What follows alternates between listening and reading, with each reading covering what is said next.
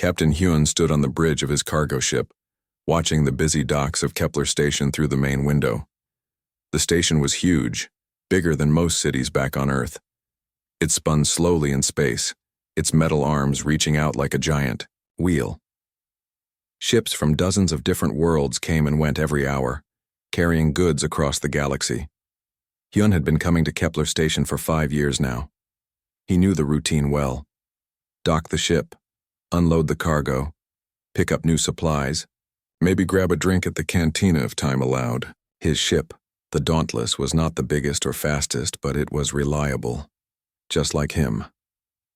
"Captain, the loading crew is ready for us," said Ji-won, his first officer. She was young but smart, and Hyun trusted her completely. "The Vortani crystals are already in Bay 3 waiting for pickup." "Good. How long until we can leave?" 6 hours, maybe 7. Minho wants to check the engine seals before we jump to hyperspace." Hyun nodded. Minho was the best engineer he had ever worked with.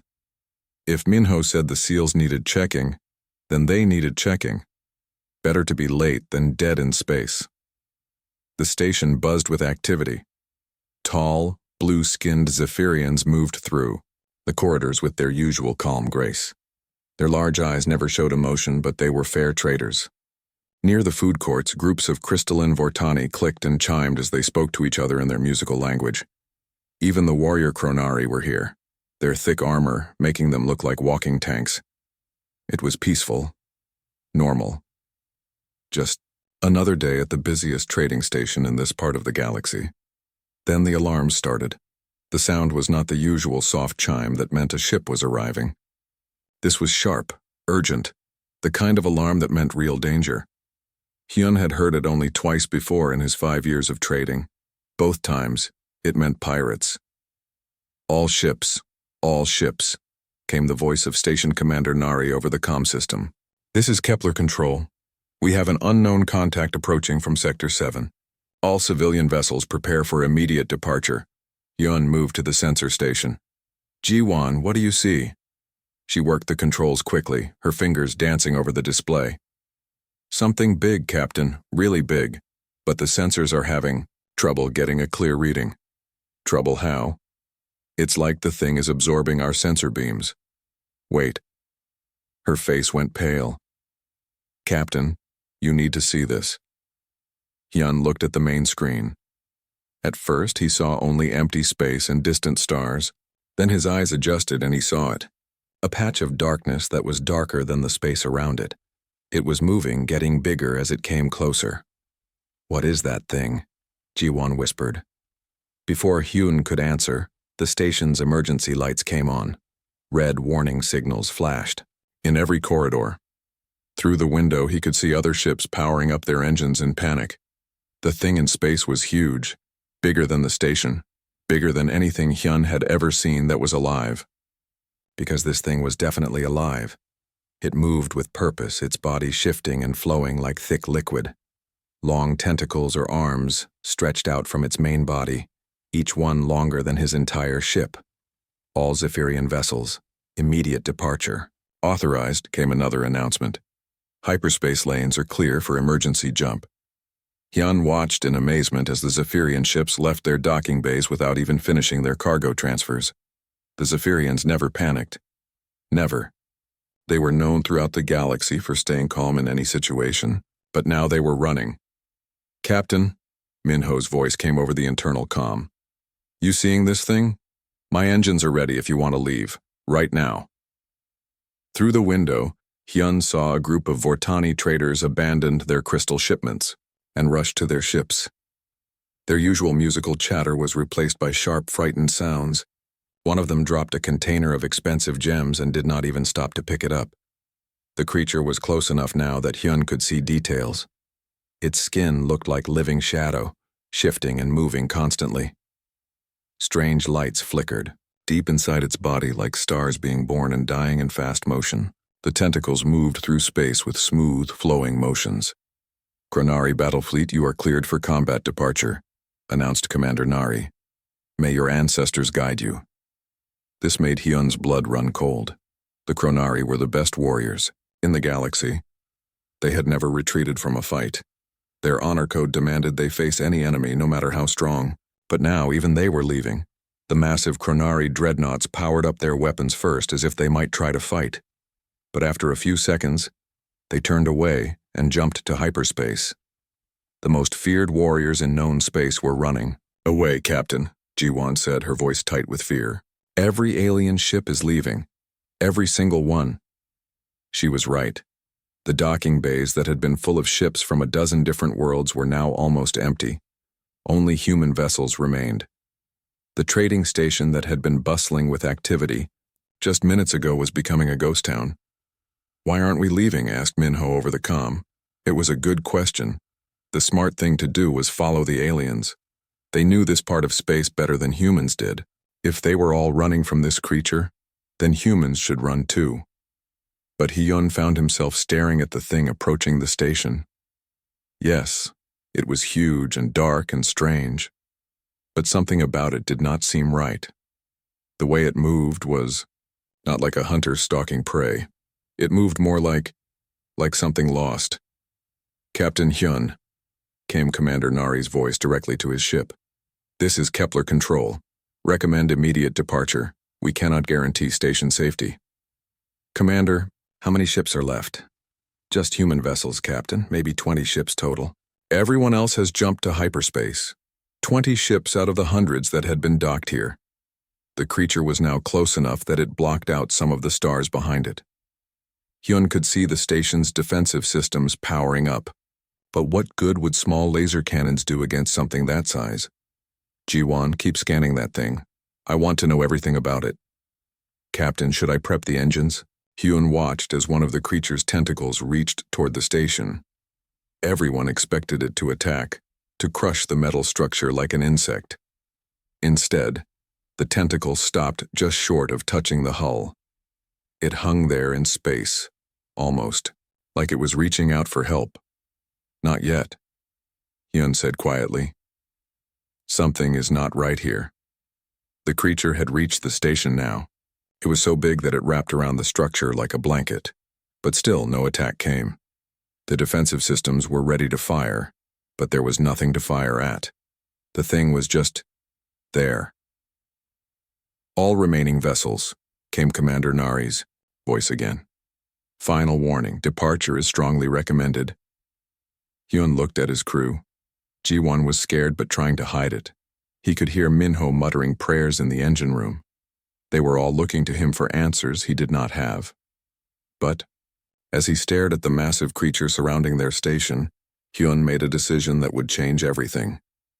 Instead of running away like every other species in the galaxy, he was going to find out what this thing really wanted. "Jiwan, bring us closer to the station. We're staying." "Captain, are you sure?" Hyun nodded, though his heart was beating fast.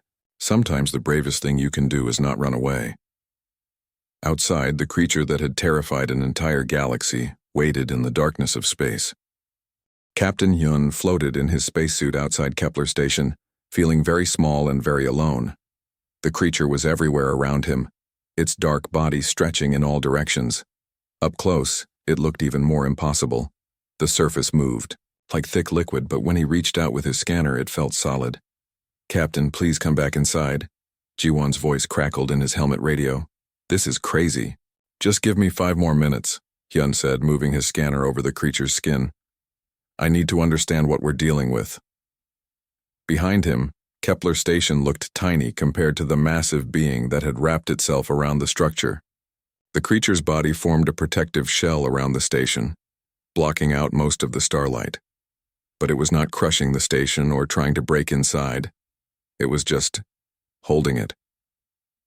Hyun had been outside for an hour now, and the creature had not tried to hurt him once. When he first stepped out of the airlock, he expected to die immediately. Instead, the creature seemed to notice him and moved its body away from where he was floating, giving him space to work. "The scanner readings are strange," he said into his radio. "Minho, are you getting this data?" "Yeah, Captain. And it's weird. The thing's body temperature is way too low, like dangerously low for something this big." "What else?" "Biosigns show it's hurt. Really hurt. And..." Minho paused. Captain, I think it's starving. Hyun stopped moving and looked at the dark surface in front of him. Starving. That would explain a lot. When he looked closer, he could see places where the creature's skin looked damaged, like old wounds that had not healed properly. Commander, Nari, he called to the station. Are you monitoring this? Every word, Captain. Our science team is looking at your data now. Dr. Samin wants to talk to you. A new voice came over the radio. Captain, this is Dr. Samin. I've been studying these readings for the past hour. This creature is not a predator. How can you be sure? Look at its body structure. No weapons, no defensive armor, no hunting organs. It's built for traveling through space, not for fighting. And Captain, I'm reading massive energy depletion. This thing is dying. Hyun felt something change in his chest. Not fear, but sadness. Here was this huge, amazing creature, and it was slowly dying alone in the cold of space, while every intelligent species in the galaxy ran away in terror. There's something else, Dr. Somin continued. It's trying to communicate. What? Those low-frequency vibrations we've been detecting, they're not random. There's a pattern. It's like it's calling for help. Hyun closed his eyes and listened. Through his suit's sensors, he could feel the vibrations the creature was making. Deep, slow pulses that seemed to come from everywhere at once. Now that he knew what to listen for, it did sound like calling, like crying. How long has it been making these sounds? Since it arrived. Captain, I think it came here because this is a populated area. It was looking for help, and instead everyone ran away. Yes. Hyun opened his eyes and looked at the creature's surface again. In one area, he could see what looked like a wound. The edges were rough and infected, and strange fluid leaked from it slowly. Without thinking, he moved closer. Captain, what are you doing? Ji-won asked. It's hurt here. Really hurt. As soon as he got close to the wound, the creature moved, but instead of attacking or pulling away, it moved the injured area closer to him, like it was asking him to look at it. Dr. Samin, I need medical supplies out here. Captain, we don't know anything about its biology. We could make it worse. It's already dying. We have to try something. 20 minutes later, Hyun was floating next to the creature's wound with a medical kit designed for space emergencies. The wound was bigger than his entire ship, but the edges looked similar to injuries he had seen before. Something had torn into the creature's body and left it to get infected. Try the antiseptic spray, Dr. Somin suggested. Start with a small area. Hyun activated the spray and applied it to one small section of the wound. The creature's body shivered, and he heard the vibration pattern change. Instead of the sad calling sounds, it made something that almost sounded like relief. It's working, he said. The infection is clearing up where I sprayed it. For the next 3 hours, Hyun worked on cleaning the massive wound. The creature stayed perfectly still, letting him work. Sometimes it would move its body to give him better access to different areas. It was clearly intelligent and understood that he was trying to help. Captain, came Commander Nari's voice, we're getting quantum communications from across the galaxy. Word about what you're doing is spreading. What kind of word? Mixed reactions. Some alien governments are calling for immediate military intervention. Others are demanding you be arrested for making contact with a dangerous entity. And the humans? More human ships are arriving every hour. Captain Daeho from the merchant vessel Morning Star wants to help. Captain Yoonji from the transport ship New Seoul is bringing medical supplies. Hyun smiled inside his helmet. Of course they were. Humans always seemed to run toward trouble instead of away from it. It was probably a character flaw. But right, now it felt like the right thing to do. There's something else, Captain, Commander Nari continued. Our long-range sensors are picking up more of these creatures. Dozens of them, scattered across the galaxy. They all seem to be in the same condition as this one. Starving and wounded? Yes. And Captain, they're all moving toward populated areas, just like this one did. Hyun finished applying antiseptic to another section of the wound and moved back to look at his work. The creature's skin was already looking healthier where he had treated it. The infection was clearing up fast. They're not attacking anyone, he said quietly. They're looking for help. That's what Dr. Somin thinks too. But the alien governments don't see it that way. Captain, there's a Chronari battle fleet 3 hours out. They have orders to destroy any creature that gets near a populated system, even if it's not hostile. Especially then. They think you've been affected by some kind of mind control. Hyun laughed, but it was not a happy sound. Mind control. Right. He looked at the creature surrounding the station. In the past few hours, he had watched it carefully move its body to avoid damaging the station's solar panels. He had seen it adjust its position to maintain the station's rotation. He had felt it shiver with relief when he treated its wounds. This was not a monster. This was a refugee. Commander, open a channel to all human ships in the area. You're on, Captain. This is Captain Hyun to all human vessels. We have a situation here. This creature is not hostile. It's wounded and starving, and it came here, looking for help. Every other species in the galaxy has decided to run away or attack it. But that's not what we're going to do. He paused and looked at the massive being that surrounded them. We're going to help it because that's what humans do. We help.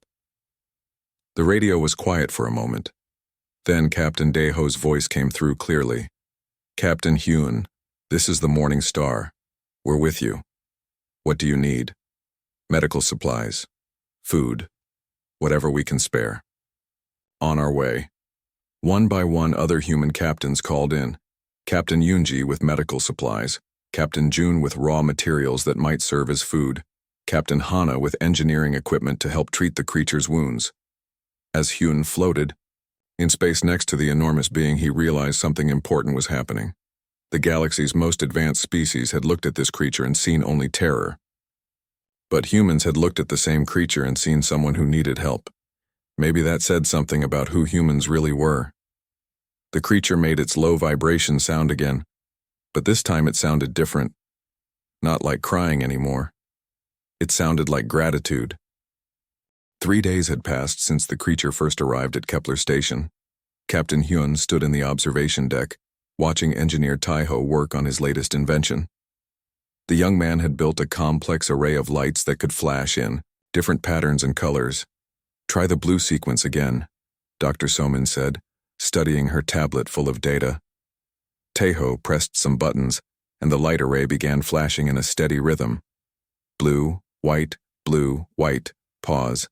Blue, white, pause. The creature, which they had started calling Gurim, responded immediately. Part of its massive body began to glow with the same pattern. Blue, white, pause. It's learning, Hyun said with amazement. It's actually copying us. More than that, Dr. Somin replied. Watch this. Taiho, try the greeting sequence. We taught it yesterday. Taiho switched to a different pattern. Red, yellow, pause. Red, yellow, pause.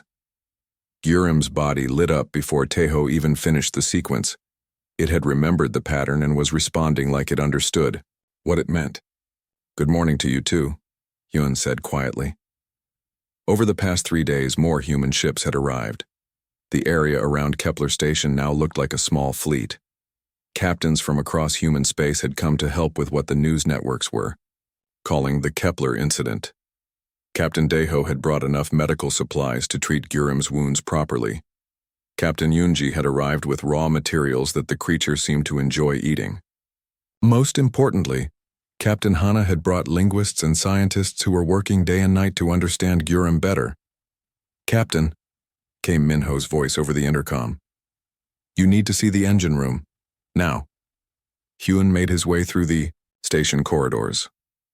Over the past few days, Gurim had learned to control its size and energy drain. The lights no longer flickered when it moved, and the station's systems were working normally again. If anything, they were working better than normal. In the engine room, Minho was staring at his displays with confusion. Captain, look at this. Our power efficiency is up 30%. Our engines are running smoother than they ever have, and I have no idea why. What changed? That's just it. Nothing changed on our end. Minho pointed out the window at Gurim's massive form. But ever since that thing settled around the station, our systems have been working better. Dr. Somin's voice came over the intercom.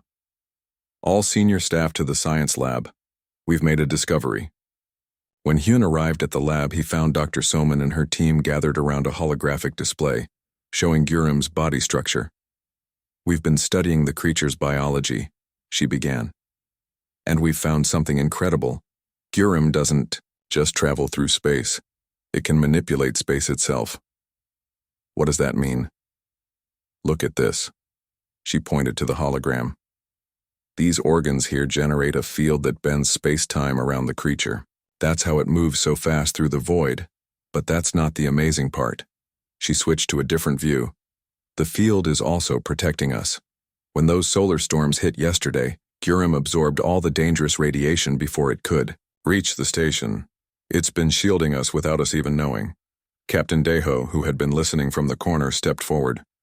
So it's not just intelligent, it's protective. Exactly. And there's more. Dr. Soman brought up another display. We've detected similar creatures throughout the galaxy, at least 40 of them, all moving toward populated systems. Are they all like Gurim? From what we can tell, yes. Wounded, starving, looking for help. But Captain, the alien governments are not seeing it that way. As if summoned by her words, Commander Nari's voice came over the station's announcement system. All personnel to stations. We have incoming ships. Hyun rushed to the command center. Through the main view screen, he could see a massive fleet approaching. The ships were sleek and deadly, with the distinctive markings of the Kronari Empire. Admiral Korthak himself is leading the fleet, Commander Nari reported. They're demanding we surrender the creature immediately. Have they tried to communicate with us? They've sent one message: surrender the creature or be destroyed as contaminated beings. Hyun felt anger rise in his chest. Contaminated beings? The Galactic Council has declared that any species that makes contact with these creatures has been mentally compromised. They believe Gurim is controlling our minds. Through the window, Hyun could see Gurim's body shifting nervously. Somehow the creature seemed to sense the approaching danger. Its usual calm glow was flickering with what looked like anxiety. Captain, Taiho called from his communication station. Gurim is trying to tell us something. The light array was flashing rapidly. Not in any pattern they had taught it, but in something new. The lights flashed red over and over, then showed an image of ships, then went dark. It knows they're coming to hurt it, Dr. Somin said softly. And it's afraid. Sir, Commander Nari said, the Kronari fleet is powering weapons. They want an answer in 10 minutes. Hyun looked around the command center. Every human face was looking at him, waiting for orders. Outside, 40 Kronari warships were ready to attack. Around them, a creature that had become their friend was preparing to defend them with its life. Open a channel to the Kronari fleet. Channel open, sir. This is Captain Hyun of Kepler Station. Admiral Korthak, I assume you're listening. A harsh voice responded immediately. Human, you will surrender the creature now. It has infected your minds and made you its servants. No, Admiral, it hasn't. We chose to help it because it was hurt and scared. Just like we would help any living being in need. Impossible. No species approaches the void beasts willingly. You have been compromised. Then you don't know humans very well. Hyun gestured to Commander Nari, who switched the channel to broadcast throughout human space. This is Captain Hyun to all human vessels and colonies. 3 days ago, a creature appeared at our station. Every alien species ran away in terror. They called it a monster and demanded we destroy it. But we looked closer. We found a wounded, starving being that needed help. So we helped it. He paused, looking out at Gurim's massive form. In return, it has protected us from solar storms. It has improved our technology. It has learned our language and treats us like friends. The aliens say this creature has infected our minds. I say it has reminded us what it means to be human. All human ships, came Captain Daeho's voice over the radio. This is the Morning Star. We stand with Kepler Station. New Soul standing. By, added Captain Yoonji. One by one, every human ship in the area declared their support. Even ships that had just arrived and barely understood the situation chose to stand with their fellow humans. Admiral Korthak's voice came back, cold and angry. You force our hand, humans. We cannot allow this infection to spread. All ships, prepare to fire. At that moment, something incredible happened. Guram's body began to glow brighter than it ever had before. But instead of the usual soft light, this was different, powerful. The creature was no longer hiding its true capabilities. Captain, Dr. Soman called out, the energy readings are off the charts. Guram is preparing to defend us. Sir, the Kronari ships are experiencing system failures, Commander Nari reported. Their weapons are offline. Through the view screen, Hyun could see the Kronari fleet trying to power their weapons, but nothing was working. Guram had created some kind of field that was disrupting their technology. But the creature was not attacking them. It was simply stopping them from attacking others. Admiral Korthak, Hyun said into the radio. Your weapons are offline. You cannot harm us or Guram. But Guram is not trying to harm you either. It's just protecting its friends. This is impossible. No creature has this power. You're wrong, Admiral. Guram has had this power all along. But it only uses it to protect, never to attack. Maybe that's something the galaxy needs to learn. As if to prove his point, Guram's body began showing the light patterns Taiho had taught it. The simple greeting sequence. Hello. Friend. Peace. The message was clear to anyone watching. This was not a monster or a weapon. This was a being that wanted nothing more than friendship and safety. We're not leaving, Admiral, Hyun said firmly. And we're not abandoning our friend. If you want to destroy us, you'll have to find a way to get through Guram first. And something tells me that's not going to be easy. In the silence that followed, Hyun realized that everything had changed. Humans had made their choice. They would stand with the creature the galaxy feared, because it was the right thing to do. And somehow, that choice was going to change everything. 2 weeks had passed since Admiral Korthak's failed attack on Kepler Station. The Kronari fleet still floated nearby, their weapons useless thanks to Guram's protective field. But they were not alone anymore. Ships from across the galaxy had arrived to witness what many were calling the greatest crisis in galactic history. Captain Hyun stood in the station's main conference room, facing a holographic display showing representatives from 12 different alien governments. Their faces showed everything from confusion to anger to fear. Captain Hyun, said Ambassador Velthar of the Zephyrian Collective, his blue skin darker than usual with stress. You must understand the position you have put us in. These creatures have terrorized the galaxy for months. Terrorized? Hyun asked. How exactly have they terrorized anyone? Their very presence causes panic. Trade routes have been abandoned. Entire star systems have been evacuated. Because you told everyone to run away, Hyun replied calmly. Not because the creatures actually hurt anyone. The Vortani representative, a crystalline being called Resonance Crystal 9, made angry chiming sounds. The creatures are unnatural. They absorb energy. They bend space itself. No living thing should have such power. And yet they use that. Power to protect, not destroy, said Dr. Soman, who was sitting beside Hyun. In 2 weeks of study, we have found no evidence that any of these creatures has ever attacked anyone. Then explain the fear, demanded General Thurak of the Kronari Empire. Why do all civilized species flee from them? Dr. Soman activated her own holographic display. We think it's because of this. The display showed brain scans from different species. When most alien minds encounter these creatures, your brains interpret their distress calls as threats. It's like a built-in fear response. And humans? Asked Ambassador Velthar. Human brains work differently. We don't have the same fear response. When we hear their calls, we hear what they really are, cries for help. The alien representatives exchanged glances. Captain Hyun could see they were not convinced.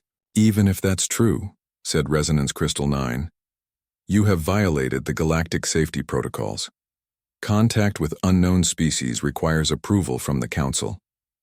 The protocols also say we should help beings in distress, Hyun replied.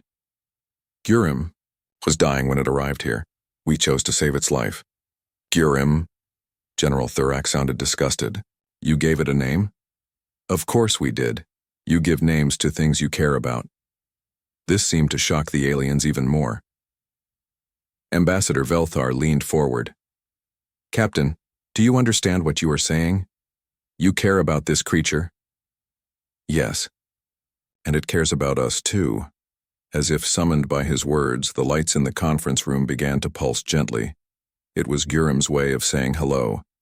The alien representatives jumped back in fear, but Hyun just smiled. Hello, Gurim. We're having a meeting with some visitors. The lights pulsed once more, then returned to normal. To the humans, it felt like a friendly greeting. To the aliens, it probably felt like a threat. This is exactly what we feared, said Ambassador Velthar. The creature has formed an attachment to you. It is using you as a base to spread its influence. Its influence. Commander Nari spoke for the first time. What influence? In 2 weeks, all Gurim has done is help us repair our systems and protect us from cosmic radiation. And the other creatures, added Dr. Soman, since word spread about what happened here. 37 more of these beings have approached human colonies and stations. Not a single one has caused any damage. Because you are feeding them, General Thurak accused. Making them stronger. We're healing them, Hyun corrected. Every creature that has come to us was wounded and starving. We treat their injuries and give them food. In return, they help protect our settlements from natural disasters. He activated his own display, showing images from human colonies across the galaxy. Colony New Busan was saved from an asteroid impact when one of these creatures diverted it with gravity fields. Station Seoul survived a solar flare because a creature absorbed the radiation. Settlement Jeju had its water purification systems repaired by a creature that understood technology better than our engineers. The images showed humans working alongside massive shadow-like beings. Children playing in areas protected by energy fields generated by the creatures. Engineers learning new technologies from beings that could manipulate space and time. This is wrong, Resonance Crystal 9 chimed frantically. No species should depend on such powerful beings. We don't depend on them, said Captain Hyun. We work with them. There's a difference. The difference, said Ambassador Velthar coldly, is that one day they will no longer need you. And then what will stop them from taking over? The same thing that stops humans from taking over when we help other species, Hyun replied. Basic decency. The conference room fell silent. Finally, General Thurak spoke again. The Galactic Council has made a decision. All creatures must be removed from human space immediately. If you refuse, humanity will be expelled from the Galactic Trade Consortium and marked as a contaminated species. And if we agree? The creatures will be relocated to uninhabited systems, where they cannot threaten civilized space. Dr. Somin looked horrified. General, these beings nearly died the last time they were alone in empty space. Moving them away from populated areas would be a death sentence. That is not our concern. Captain Hyun felt anger building in his chest. These aliens were basically asking him to abandon friends who had done nothing wrong except be different and powerful. What if we refuse? Then humanity will face the consequences, Ambassador Velthar said. No trade, no technology sharing, no diplomatic relations. You will be cut off from galactic civilization. All because we chose to help instead of run away. All because you chose to ignore the safety of the galaxy for your own sentiment. Hyun looked around the conference room at his fellow humans. Commander Nari looked determined. Dr. Soman looked defiant.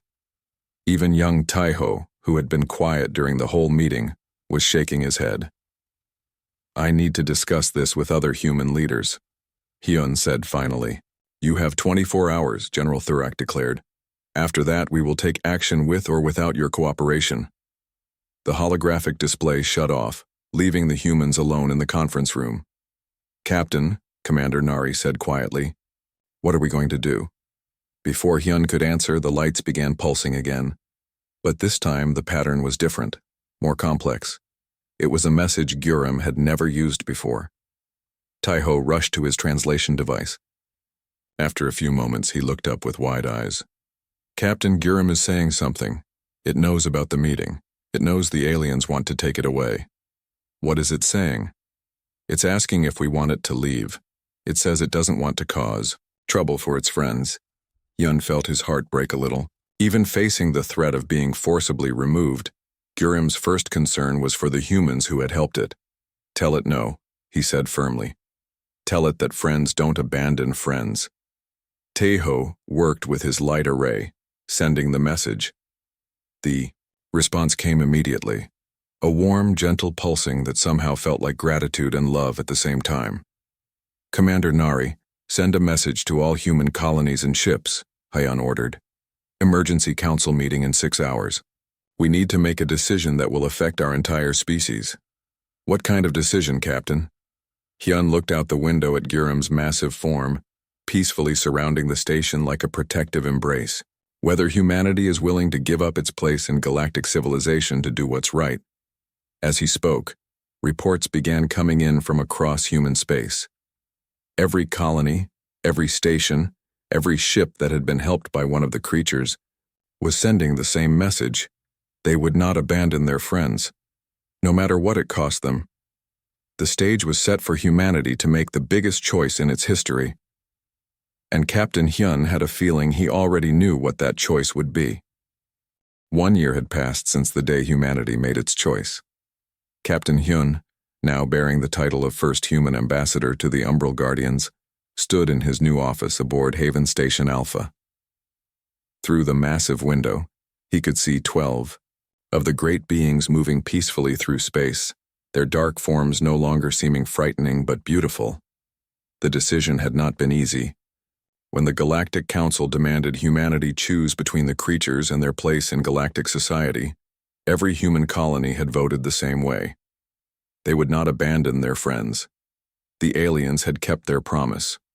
Trade with human space stopped overnight. Diplomatic relations were cut. For 6 months, humanity stood alone in the galaxy, helping creatures that the rest of the civilized worlds considered monsters. But something unexpected happened during those lonely months. Other species began to watch what humans were doing, and some of them started to ask questions. Ambassador Hyun, came Dr. Soman's voice over the intercom. Our guests have arrived. Hyun straightened his uniform and walked to the docking bay.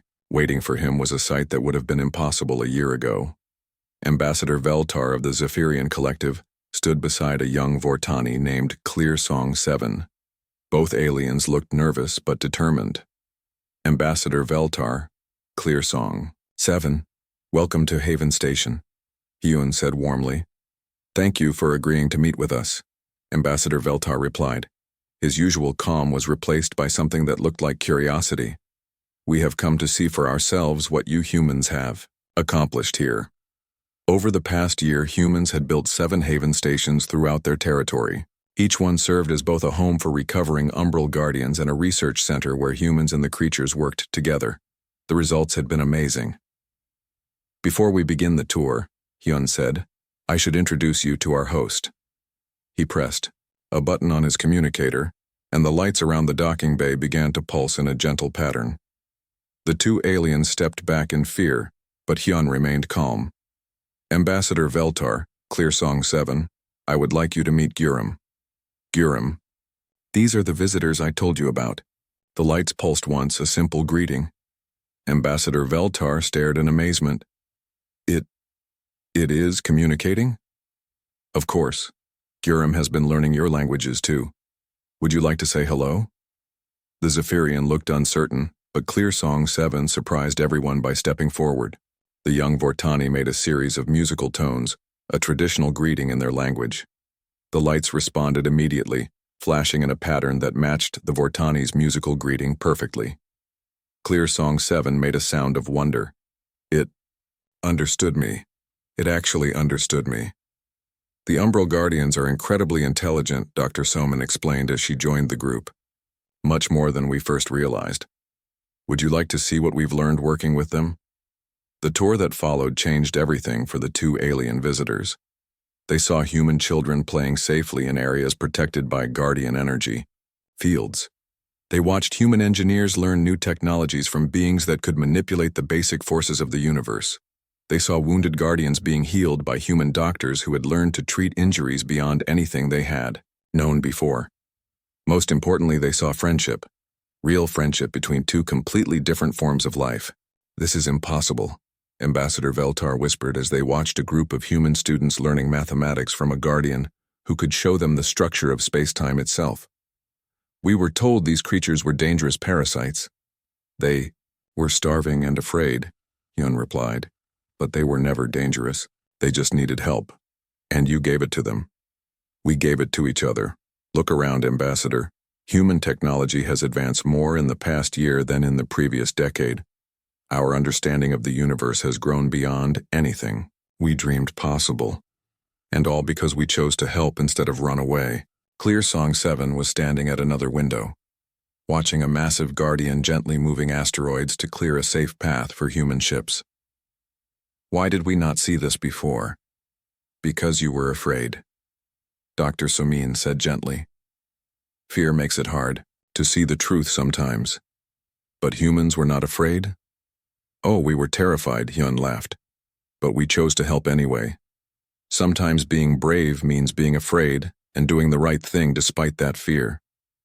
The visit lasted 3 days. By the end, both aliens had personally communicated with several guardians and seen the peaceful civilization that humans and the great beings had built together. "I must report this to my government," Ambassador Veltar said as he prepared to leave. "The Zephyrian Collective needs to know what really happened here. What will you tell them?" "The truth, that humanity was right, and we were wrong."